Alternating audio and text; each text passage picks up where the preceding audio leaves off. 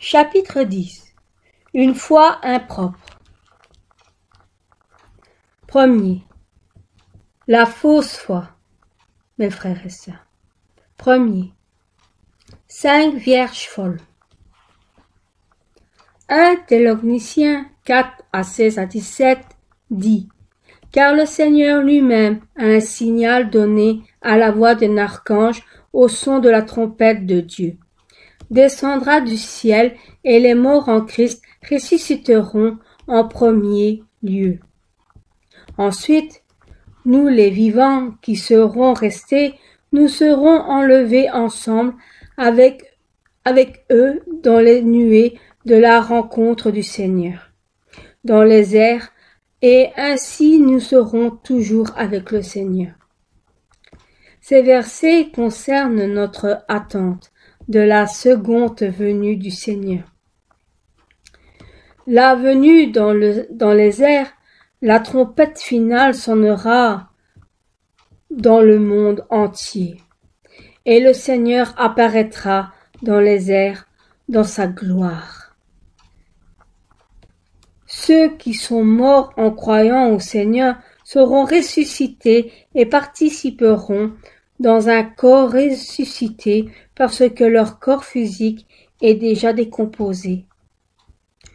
Les croyants qui sont vivants seront enlevés dans les airs et en un instant et participeront au banquet de noces de l'agneau avec le Seigneur.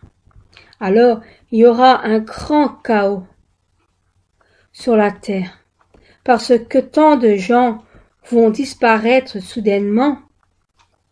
Matthieu 24, 40 à 41 dit: Alors des 2 hommes qui seront dans un champ, l'un sera pris et l'autre laissera. Des 2 femmes qui moudront à la meule, l'une sera prise et l'autre laissée. Combien les gens qui resteront sur la terre seront-ils choqués tandis que les gens autour d'eux disparaîtront soudainement? Ceux qui n'ont pas cru alors qu'ils ont entendu l'Évangile se lamenteront en disant: Les paroles du prédicateur étaient vraies. Pourquoi ne l'ai-je pas cru? Et beaucoup seront dans la confusion. Mais ceux qui resteront ceux-là de la manière le plus tragique, ce sont ceux qui allaient à l'église en croyant au Seigneur, mais qui sont laissés sur la terre. Ils connaissaient la seconde venue du Seigneur, les 7 années de la grande tribulation, et le ciel et l'enfer, et l'ont cru qu'ils seraient sauvés, mais ils n'ont pas été enlevés dans les airs. Leur peur et leur misère seront alors indescriptibles. Pourquoi alors de telles choses arrivera-t-elle? C'est parce que nous ne serons pas sauvés uniquement en disant « Seigneur, Seigneur », mais nous devons avoir la bonne qualification pour être sauvés. Au chapitre 25 de Matthieu, il y a de la parole des 10 vierges. Les 5 vierges sages, parmi elles, sont préparées de l'huile pour éclairer leurs lampes, mais les 5 autres vierges folles sont manquées d'huile. Lorsqu'elles ont entendu la rumeur que l'époux arrivait, les 5 vierges folles sont allumées pour acheter de l'huile. Mais lorsqu'elles sont revenues, la porte du banquet de noces était fermée, et elles ont demandé que la porte s'ouvre pour elles. Mais elles n'ont entendu qu'une réponse sans espoir: « Je ne vous connais pas. » Ici, les 10 vierges représentent les croyants qui attendaient le Seigneur, qui est l'époux. Lorsque le Seigneur, qui est notre époux, arrive, les croyants qui se sont préparés et s'attendaient au Seigneur entreront au banquet de noces. Mais ce qui est important est le fait que toutes les 10 vierges qui attendaient le Seigneur ne sont pas entrées au banquet de noces. Les 10 vierges savaient que l'époux arrivait et l'attendrait, mais 5 d'entre elles n'ont pas pu entrer au banquet de noces. C'est pareil pour les croyants. Lorsqu'ils s'unissent avec le Seigneur, notre époux, ils seront sauvés et jouiront de la vie éternelle. Mais même parmi ceux qui ont accepté l'Évangile et confessent qu'ils ont cru dans le Seigneur, il y aura certains qui ne seront pas sauvés. Ils pensent certainement qu'ils croient et qu'ils ont vu l'Évangile au travers ainsi dans l'Église, mais qu'ils ne peuvent pas entrer dans le ciel. Quel sens cela y a-t-il? Non seulement cela n'a aucun sens, mais le résultat est effrayant. C'est pourquoi nous ne devons pas conduire notre vie chrétienne comme cela, mais nous devons voir une foi véritable avec laquelle nous pouvons être sauvés en connaissance la volonté de Dieu. 2. Mes frères et sœurs, le résultat d'une foi fausse. Matthieu 7 à 21 dit: Quiconque me dit Seigneur, Seigneur n'entrera pas dans le royaume des cieux, mais celui-là seul qui fait la volonté de mon Père qui est dans les cieux. Appeler Jésus Seigneur, Seigneur signifie qu'ils savent que Jésus est le Seigneur et le Sauveur. Cela veut donc dire que même parmi ceux qui confessent que Jésus est le Sauveur, il y a des gens qui ne pourront pas entrer dans le royaume des cieux. Dans le verset suivant, 22 à 23, il dit: Beaucoup me diront en ce jour-là, Seigneur, Seigneur, n'est-ce pas en ton nom que nous avons prophétisé, en ton nom que nous avons chassé les démons, en ton nom que nous avons fait beaucoup de miracles? Alors je leur déclarerai: Je ne vous ai jamais connus. Retirez-vous de moi, vous qui commettez l'iniquité. Malgré qu'ils disent croire dans le Seigneur, et même s'ils ont fait quelque chose au nom du Seigneur, s'ils pratiquent l'iniquité, le Seigneur dit: Vous n'avez rien à voir avec moi. 1 Jean 1 à 6 dit: Si nous disons que nous avons une communion avec lui, mais que nous marchons encore dans les ténèbres, nous mentons et nous ne pratiquerons pas la vérité. Cela signifie que si quelqu'un qui vit dans le mensonge de ce monde dit « J'ai une communion avec Dieu, je crois en Dieu », c'est un mensonge. Matthieu 13, 40-42 dit « Comparez ces gens à de l'ivresse » et il dit « Or, comme on arrache l'ivraie pour le jeter au feu, et il en sera de même à la fin du monde.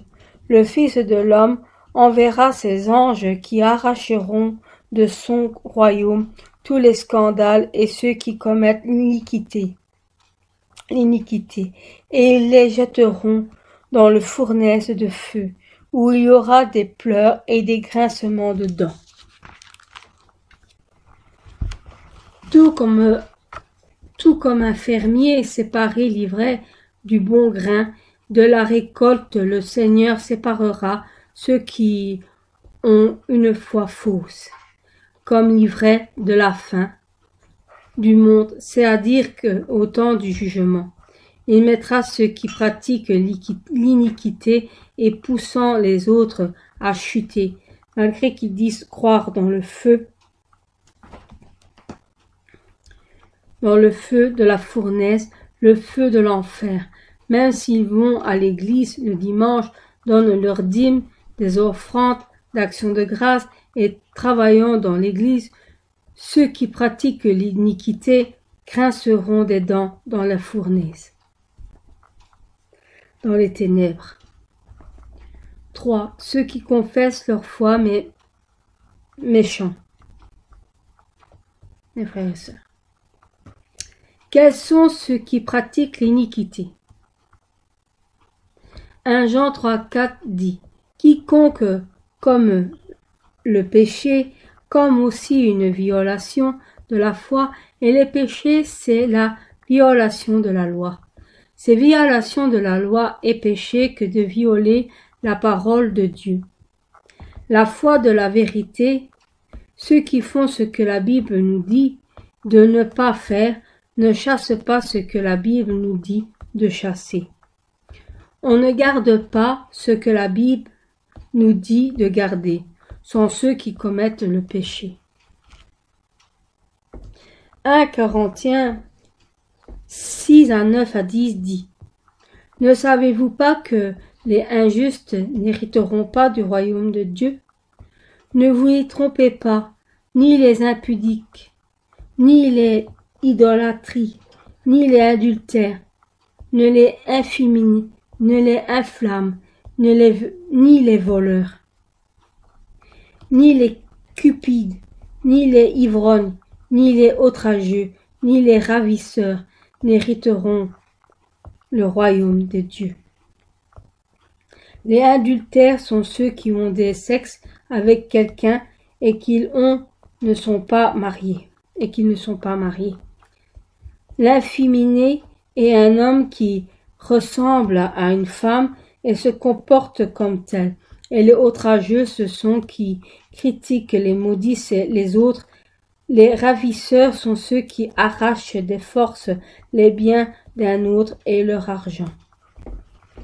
Certains de ces croyants qui essayent de vivre selon la parole et de ne pas faire quelque chose d'injuste sont tentés après un temps de pratiquer l'iniquité. Par exemple, considérons le fait de garder le sabbat. Les vrais croyants offrent tout leur dimanche devant Dieu, passant tout leur temps dans l'adoration et ayant une communication fraternelle avec des frères dans la foi. Mais ceux qui vous tentent à aller au culte le dimanche et puis à présent de plaisirs mondains, ils vous pressent à aller au golf, pêcher, faire de l'alpinisme, aller au cinéma ou à des compétitions sportives ou de gagner de l'argent ou de participer à des réunions mondaines. Ils disent: pourquoi devez-vous mener une vie chrétienne tellement difficile? Tous les autres chrétiens sont des plus flexibles. Et pourquoi toi seul dois-tu être totalement spécial? S'ils mettent donc leur cœur dans des choses tellement mondaines, pensez-vous qu'il soit possible pour eux d'offrir une sacrifice vivante à un esprit et en vérité? Si vous négligez l'adoration, qui est la chose de base dans la foi, vous ne serez qu'encore plus éloigné de Dieu dans toutes les autres choses. Si vous acceptez ces tentations, si vous faites des affaires, vous trichez, comme disent les gens du monde. Tous les autres trichent, c'est pourquoi je ne puis pas suivre sans tricher. Mais si vous êtes un ancien ou un diacre, parfois vous buvez de l'alcool ou fumez des cigarettes, depuis tout comme avant d'accepter le Seigneur, vous vous fâchez et menez une vie pleine de convoitises. Mais vous pensez: je vais à l'église et je suis sauvé, je suis pardonné par le sang de Jésus. Mais Galates 5, 19, 21 dit: Or les œuvres de la chair sont manifestées. Ce sont l'impudicité, l'impureté, la désolation, l'idolâtrie, la magie, l'inimitié, les querelles, les jalousies, l'animosité, les disputes, les divisions, les sectes, l'envie, l'ivrognerie, les excès de table et les choses semblables. Je vous dis d'avance. Comme je l'ai déjà dit, ceux qui commettent de telles choses n'hériteront pas le royaume de Dieu. Comme il est dit, je vous ai dit d'avance, il est prévenu même depuis le temps de l'Ancien Testament, et on ne prévoit toujours au travers de Jésus, ses disciples et d'autres hommes de Dieu.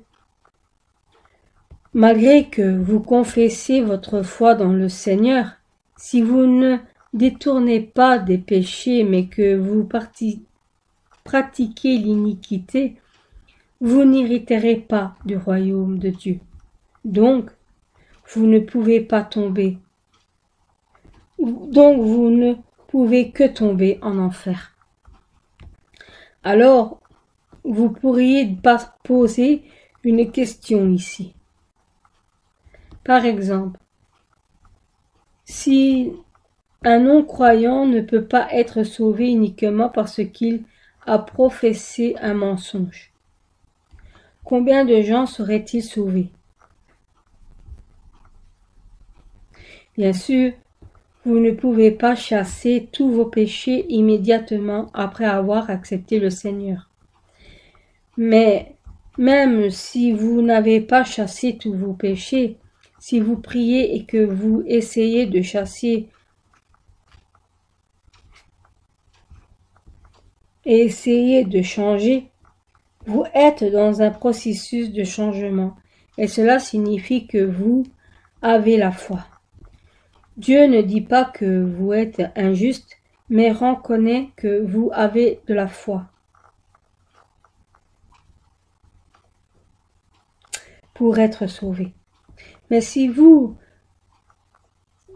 n'essayez même pas de chasser vos péchés, mais qu'au contraire vous commettez encore les œuvres de la chair et que vous êtes attaché à de plus en plus de choses charnellement, si vous confessez « je crois, je ne peux être qu'un mensonge », c'est pourquoi si vous croyez vraiment au Seigneur, lorsqu'il vous arrive occasionnellement de commettre un péché, vous devez vous en détourner dès que vous le réalisez et transformer votre cœur rapidement. 2. Mes frères et sœurs, les péchés qui mènent à la mort.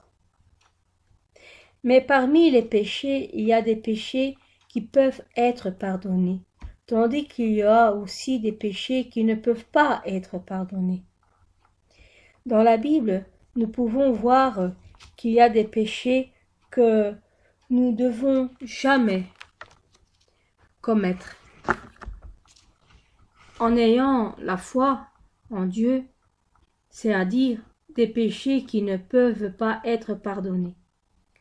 1 Jean 5, 16 à 17 dit « Si quelqu'un voit son frère commettre un péché qui ne mène pas à la mort, qu'il prie, et Dieu lui donnera la vie.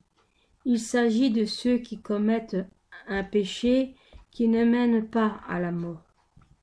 Il y a un péché qui mène à la mort. Ce n'est pas pour ce péché-là que je vous dis de prier. Tout injuste est un péché qu'il y a tel péché qui ne mène pas à la mort.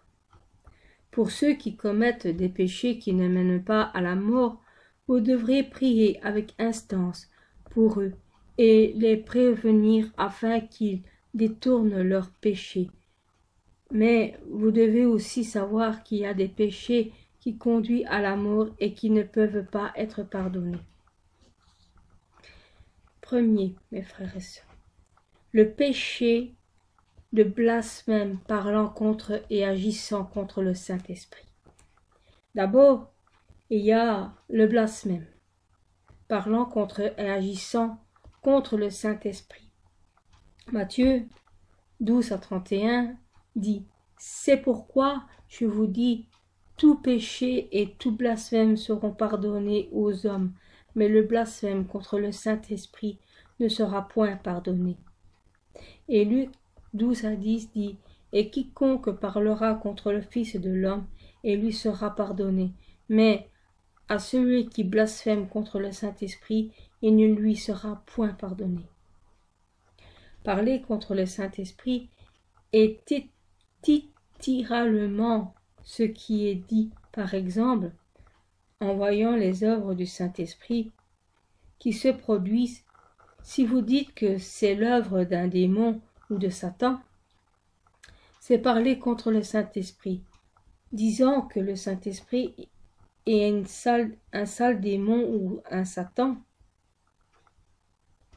Blasphémer contre le Saint-Esprit et également après avoir vu des œuvres du Saint-Esprit se produit derrière l'œuvre de Dieu, avec sa propre méchanceté et de troubler ses œuvres, de sorte que l'œuvre de Dieu ne puisse pas être accomplie. Par exemple, c'est le cas d'une personne qui répand de fausses rumeurs et parle mal d'une église ou des œuvres du Saint-Esprit, se produisent de manière puissante en disant qu'elle est érotique et mauvaise. Ceci n'est pas blasphémer contre un homme qui est une créature, mais c'est se lever contre Dieu le Créateur et empêcher que ses œuvres soient accomplies. Et c'est donc un péché tellement effrayant depuis allant au-delà de ce niveau. Si quelqu'un fait des plans et des complots pour s'opposer aux œuvres du Saint-Esprit, c'est agir contre le Saint-Esprit. Dans Marc 3, 20 à 22, nous pouvons voir que les Juifs blasphémaient, parlant contre et agissant contre le Saint-Esprit. Il est dit qu'ils ne pouvaient pas même prendre leur repas. À cette nouvelle, les gens de sa parenté virent pour se saisir de lui, car il disait « Il a perdu le sens ». Et les scribes qui étaient descendus de Jérusalem dirent « Belzéboul est en lui ». Pardon, mes frères et sœurs. C'est par le prince des démons qui chasse les démons. Parmi les gens qui ont entendu parler de Jésus, ceux qui étaient bons dans leur cœur l'ont cru et ont donné gloire à Dieu. Mais ceux qui étaient mauvais ne l'ont pas cru, mais ils ont en contraire prononcé des paroles mauvaises sur Jésus et l'ont propagé. De plus, ce n'étaient pas des gentils qui se connaissaient pas en Dieu, ni de gens ordinaires, mais les scribes qui étudiaient la parole de Dieu et les pharisiens. Ils pensaient qu'ils avaient accompli toute la loi en les mémorisant, mais ils ne les pratiquaient pas. Ils n'accomplissaient même pas non plus la parole dans leur cœur. C'est pourquoi les yeux spirituels étaient aveuglés de sorte qu'ils ne pouvaient même pas reconnaître Jésus, qui est la parole même, et l'ont finalement parlé en se sent élevés contre le Saint-Esprit, et se sont élevés contre le Saint-Esprit, mes frères et sœurs. Blasphémer, parler contre et agir contre le Saint-Esprit sont des paroles et des actes qui s'opposent aux œuvres du Saint-Esprit, ou empêcher l'œuvre de Dieu d'être accomplie. Contrairement au cas d'incroyants qui persécutaient l'Église, et il s'agit de ceux qui disent qu'ils ont la foi et qui connaissent la vérité, mais qui s'opposent aux œuvres de Dieu avec des paroles et des actes mauvaises. 2. Mes frères et sœurs, la sévérité du blasphème contre le Saint-Esprit. Marc 3, 28 à 29 dit « En vérité, je vous le dis, tous les péchés seront pardonnés aux fils des hommes, ainsi que le blasphème qui seront profanés. Mais quiconque blasphème contre le Saint-Esprit n'obtiendra jamais de pardon, et il est coupable d'un péché éternel. le Saint-Esprit est Dieu. Et si vous blasphémez les œuvres de Dieu, disant que ce sont les œuvres du démon, et si vous parlez et agissez contre Dieu, comment pouvez-vous être sauvés? Par exemple, si des enfants crachent sur et frappent et disant de telles mauvaises paroles contre leurs parents, ils ne peuvent même pas appeler leurs parents père ou mère. Peu importe votre enthousiasme dans la conduite de votre vie dans la foi, si vous blasphémez contre le Saint-Esprit, vous vous opposez complètement à Dieu. Si une œuvre de Dieu a lieu quelque part, ceux qui ont un bon cœur et qui communiquent avec Dieu se réjouiront et donneront gloire à Dieu. Mais certaines gens, malgré qu'ils disent croire en Dieu, sont jaloux et calomnient les œuvres du Saint-Esprit. Ils disent les signes et les miracles ne sont pas produits, qu'il y a 2000 ans, la révélation de la communication avec Dieu se sont arrêtées, il y a longtemps. Et il parle des œuvres du Saint-Esprit comme si c'étaient les œuvres de Satan, et que ceux qui pratiquent ces œuvres sont hérétiques. Mais Jean 4:48 dit, Jésus lui dit, si vous ne voyez des miracles et des prodiges, vous ne croyez donc point. Jésus et les apôtres ont aussi témoigné de Dieu vivant et accomplissement des signes et des miracles. Étienne et Philippe ont accompli des signes et des miracles miraculeux alors qu'ils n'étaient que des simples diacres. Et au travers d'eux, tellement des gens ont cru en Dieu. Mais Dieu, qui est le même hier et aujourd'hui, manifeste des signes et des miracles au travers de ceux qui lui sont agréables. Au travers de ses œuvres, il témoigne de lui-même. Donc, si une personne parle contre les œuvres manifestées par Dieu au travers du Saint-Esprit, et c'est un blasphème. Et il s'oppose à Dieu. Il se pêche et ne peut pas être pardonné. Si quelqu'un blasphème le Saint-Esprit par des paroles disant qu'il croit en Dieu et qu'il connaît la Bible, est en trop loin de la bonté. Et il n'a rien à voir avec Dieu. C'est pourquoi Dieu dit que ce genre de personne ne sera pas pardonné, ni dans ces siècles, ni dans des siècles à venir. Comme il est dit, quiconque parlera contre le Fils de l'homme, il lui sera pardonné. Mais certains cas, quelqu'un qui n'a pas reçu le Saint-Esprit ou quelqu'un qui ne connaît pas la vérité peut blasphémer contre les œuvres du Saint-Esprit. Ce n'est pas s'opposer à Dieu, mais il peut être considéré comme parlant contre le Fils de l'homme. Ainsi, s'il se repent amèrement, il peut être pardonné. 3. Mes frères et sœurs, des serviteurs rétrogrades qui sont confirmés par Dieu. Aujourd'hui, certains gens blasphèment pour leurs paroles et leurs actes contre les œuvres du Saint-Esprit, qui se produisent au nom du Seigneur en témoignant de maladies et d'infirmités guéries et de démons chassés. Ils continuent à dire que ceux qui accomplissent ces œuvres du Saint-Esprit se sont possédés par des démons, ou que ce sont des œuvres de Satan. Ils propagent des fausses rumeurs pour gêner et arrêter les œuvres.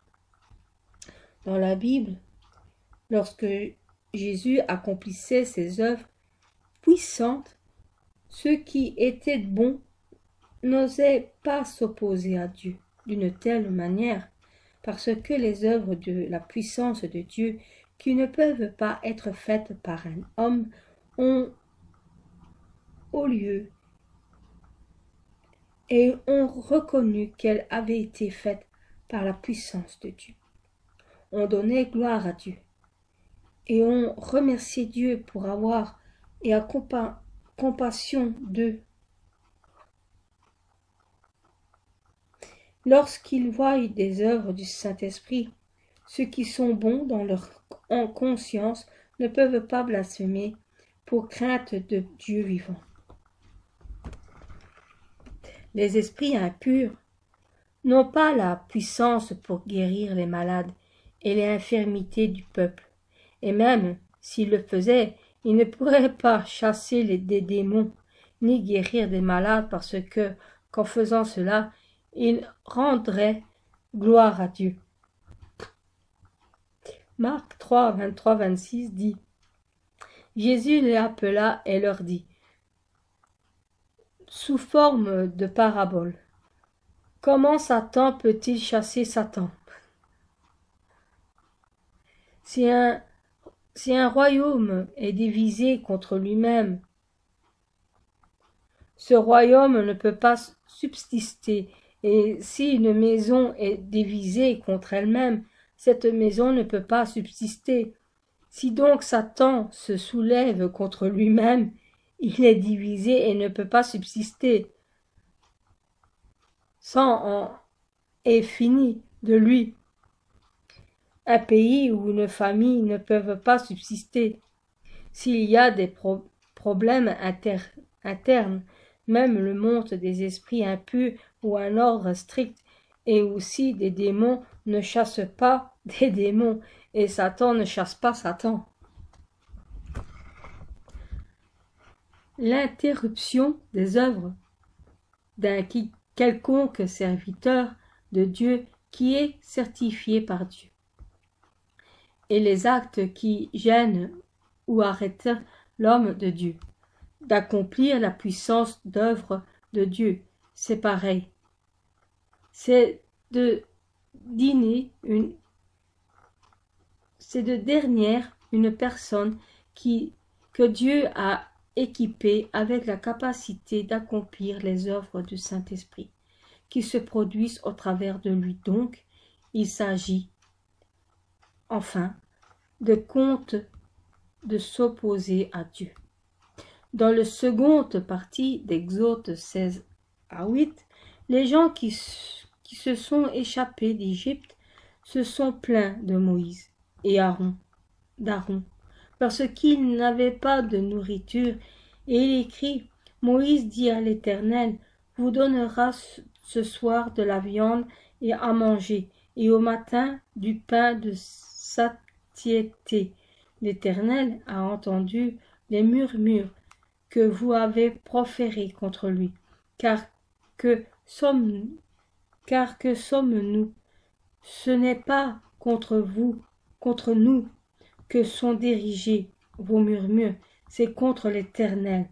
Lorsque le peuple d'Israël ne voulait pas que le prophète Samuel les gouverne, ils ont demandé pour un roi, et ils ont dit dans 1 Samuel 8-7, l'Éternel dit à Samuel: Écoute la voix du peuple dans tout ce qu'il te dira, car ce n'est pas toi qu'il rejette, c'est moi qu'il rejette, pour que je ne règne plus sur eux. Dans le Nouveau Testament également, lorsque les gens ont essayé de rouler Pierre, c'était pour tricher contre le Saint-Esprit et mentir devant Dieu à propos de cela. Actes 5, 3-4 dit: Pierre lui dit: Pourquoi Satan a-t-il rempli ton cœur au point de mentir à l'Éternel, au Saint-Esprit, et de retenir une partie du prix de champ? Lorsque tu l'avais, ne demeurait-il pas en toi, et après la vente, le prix n'était-il pas à ta disposition? Comment as-tu mis dans ton cœur une telle action? Ce n'est pas à des hommes que tu as menti, mais à Dieu. En entendant cela, Ananias et Saphira sont morts. Et ils sont tombés dans la mort, sans avoir une chance de se repentir. 4. Mes frères et sœurs. Les œuvres du Saint-Esprit impures. Certains disent que si un savant ou un sorcier, un savant ou un sorcier pratique l'exorciste, le démon se tait. Ce n'est pas parce que Satan a chassé Satan, c'est simplement que le démon reste calme pendant un moment parce que les gens l'adorent et qu'il lui donne de la nourriture de l'exorcisme. Après un certain temps, il travaillera avec même plus de force pour recevoir à nouveau l'adoration. Lorsque les gens l'adorent à nouveau, il se calme encore pendant un moment, et après un certain temps, il recommencera à travailler. Si cela continue, toute la famille sera ruinée. Vous ne pouvez pas chasser des démons par l'exorcisme ou des rituels et porter une amulette, mais au contraire, vous invitez plus d'esprits impurs à rentrer pour votre information. Les gens invitent eux-mêmes des démons et ensuite à les chasser. Cela n'a rien à voir avec les œuvres du Saint-Esprit. Certaines les chassent. Cela n'a rien à voir avec les œuvres du Saint-Esprit. Certaines disent que tout est l'œuvre du démon. Par exemple, si quelqu'un a la migraine, ils disent « ta tête est possédée par un démon ». Et la personne malade l'accepte comme un fait. De cette manière, si la personne l'accepte vraiment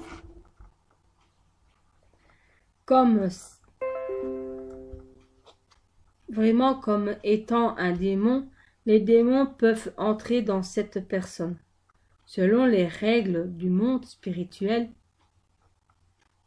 il en fait selon ce que vous confessez. Mais parce que ce n'est pas un cas où la personne est complètement possédée par un démon, elle est capable de le chasser facilement. C'est pourquoi certaines personnes expérimenter le fait de démons qui entrent et qui sortent fréquemment. Cela est uniquement accepter et chasser des démons. Ce n'est pas l'œuvre du Saint-Esprit dans le cas d'un enfant de Dieu qui a la foi. Les démons ne peuvent pas entrer facilement parce que le cœur des croyants est le temple où demeure le Saint-Esprit. Les sales démons ne peuvent pas entrer comme ils le veulent, et si vous acceptez les démons avec vos lèvres et l'appeler, ce n'est pas bien aux yeux de Dieu. Alors, de manière à chasser les esprits impurs, vous devez avoir une plus forte autorité spirituelle que les esprits impurs. Cela qui est le plus fort que Satan, c'est Dieu. Et nous ne pouvons contrôler les esprits impurs que si le Saint-Esprit qui est avec Dieu. De même, certaines personnes disent de mauvaises paroles en blessant quelqu'un qui est possédé par le démon, qu'il essaye de chasser les démons. Cela n'est pas bien non plus, selon la vérité, et ce n'est pas non plus d'œuvre du Saint-Esprit. Mais si une personne est possédée par des démons, il faut le traiter avec gentillesse.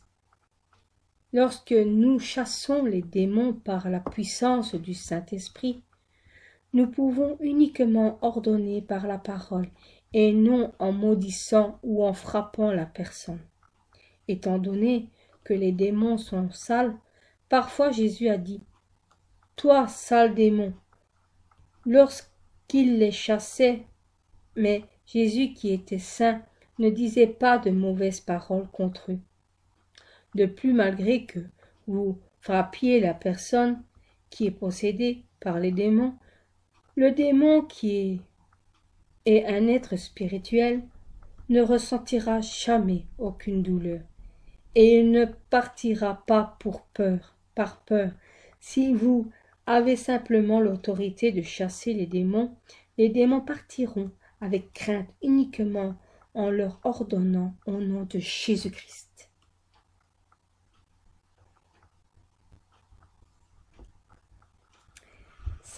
Mes frères et sœurs.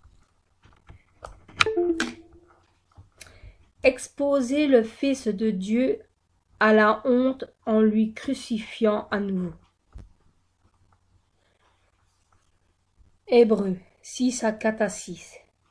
Quant à ceux qui ont été une fois éclairés et qui ont goûté le don céleste et sont devenus participants à l'Esprit Saint, qui ont goûté la bonne parole de Dieu et la puissance du siècle à venir et qui sont tombés et qu'il est impossible de les ramener à une nouvelle repentance, car ils crucifient de nouveau, pour leur part, le Fils de Dieu, et le déshonorent publiquement.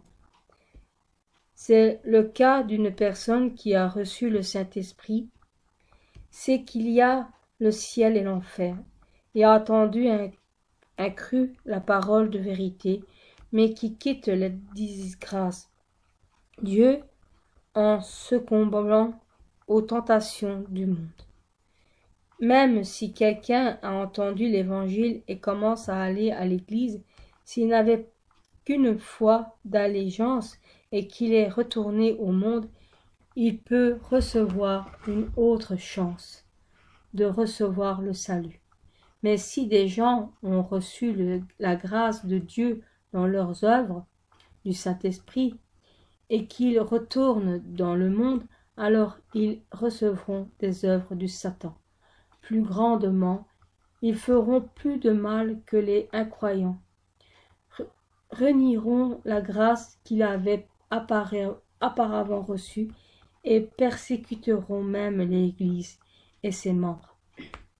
Ceux qui exposent publiquement le Seigneur de la honte ne peuvent pas recevoir l'esprit de repentance, et parce qu'ils ne peuvent pas être pardonnés, ils tombent finalement dans la mort. C'était le cas de Judas Iscariote, qu'il était l'un des disciples de Jésus. Il a accepté Jésus en tant que sauveur et a été choisi comme l'un des 12 disciples. Il a expérimenté le ministère de Jésus à ses côtés, mais finalement il a trahi son maître en suivant ce qui était profitable pour lui, et il le livra Jésus pour 30 pièces d'argent.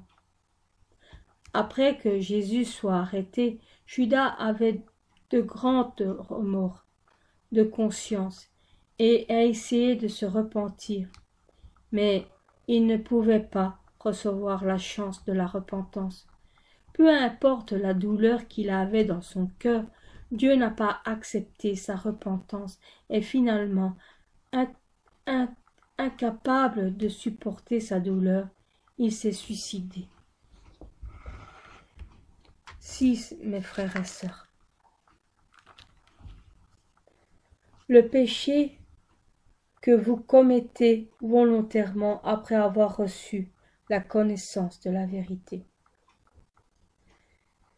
Hébreux 10, 26-27 dit « Car si nous péchons volontairement après avoir reçu la connaissance de la vérité, il ne reste plus de sacrifice pour les péchés, mais une attente terrifiante du jugement et l'ardeur du feu après à dévorer les rebelles.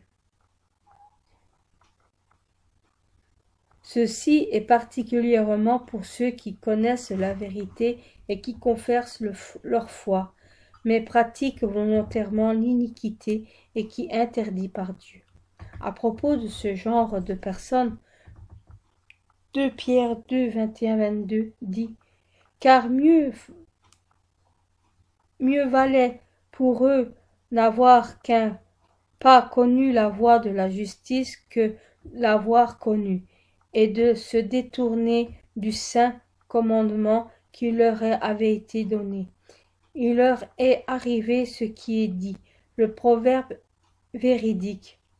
Le chien est retourné à son vomi et la truie à peine lavée va se vautrer dans le bourbier. Continuez à pécher volontairement et lorsque vous savez que vous commettez un péché, vous êtes repenti, mais vous continuez à commettre encore et encore ce péché. David, le roi d'Israël, un jour a été tenté et a commis un grand péché de meurtre. Mais lorsqu'un prophète est venu vers lui et a pointé son péché, il s'est immédiatement repenti et s'en est détourné. Il s'en non seulement améré repenti, mais aussi traversé avec un cœur humble et les épreuves causées par son péché. Et il a pu aussi chasser sa nature pécheresse de son cœur et a changé un homme parfait devant Dieu. Mais qu'en est-il du cas de Saül, qui était le premier roi d'Israël? Lorsqu'il a commis un péché se désobéissant, le prophète Samuel a montré son péché, mais il ne s'est pas repenti dans son cœur.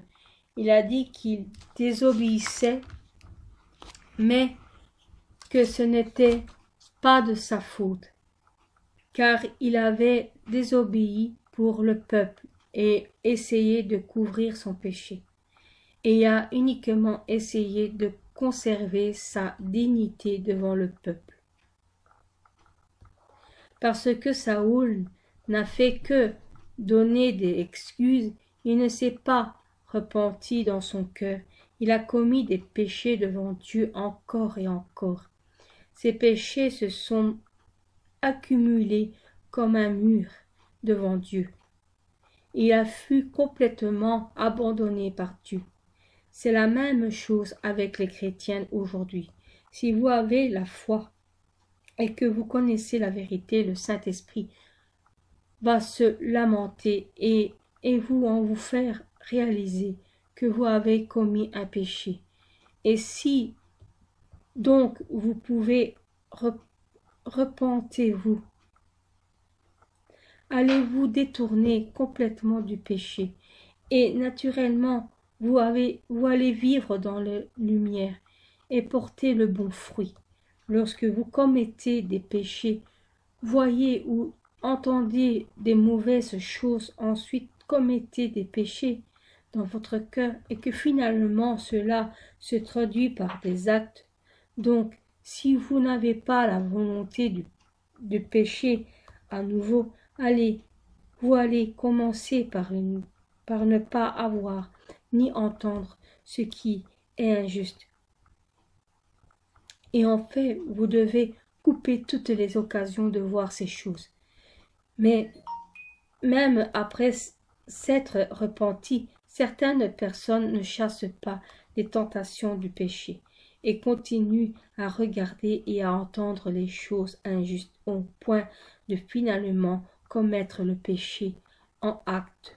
Si vous commettez volontairement le péché de cette manière, Dieu va vous abandonner et vous ne serez pas capable de recevoir l'esprit de repentance. Alors le Saint-Esprit va finalement s'éteindre. Même si vous voulez vous repentir et recevoir le pardon, ce ne peut être pas fait comme vous le voulez. Vous devez recevoir la grâce de Dieu et son esprit de repentance. Alors Dieu va vous accepter votre repentance et vous pardonner. Si vous si vous ne vous repentissez pas et que vous ne détruisez pas les murs du péché devant Dieu, comme le dit Exode 32-33, l'Éternel dit à Moïse, c'est celui qui a péché contre moi, que j'effacerai de mon livre. Votre nom sera même effacé du livre de la vie, s'il y a été inscrit. Mais si vous avez commis des péchés qui mènent à la mort, vous ne pouvez pas recevoir la grâce de la repentance. Et Dieu détournera sa face de vous, et vous ne pourriez qu'attendre la justice. 7. Mes frères et sœurs, combattre vos péchés au point de verser du sang. Ainsi, vous ne devez pas penser que vous pouvez commettre des péchés qui ne mènent pas à la mort. Si vous bâtissez des murs de péché, même s'ils sont petits, vous ne pouvez pas recevoir la plénitude du Saint-Esprit, et vous serez tentés par Satan. C'est de cette manière que vous pouvez commettre des péchés qui mènent à la mort, ou si vous pouvez finalement recevoir le salut, ce sera un salut honteux. C'est pourquoi les enfants de Dieu doivent combattre le péché au point de verser du sang et chasser toute espèce de mal afin de récupérer l'image perdue de Dieu. De notre Seigneur a souffert une si grande et abominable douleur de la croix pour pardonner nos péchés. Mais cela ne signifie pas que j'ai payé le prix pour vos péchés afin que vous puissiez vivre dans le péché. Notre Seigneur nous appelle instantanément à vivre dans la lumière, à quitter les choses viles par la puissance de son précieux sang et de récupérer l'image perdue de Dieu. Si vous connaissez vraiment et que vous croyez à cet amour du Seigneur, il est clair que vous allez mener une vie sainte, n'ayant rien en commun avec le péché. J'espère que vous allez vous unir avec le Seigneur dans la foi et demeurer complètement dans la lumière.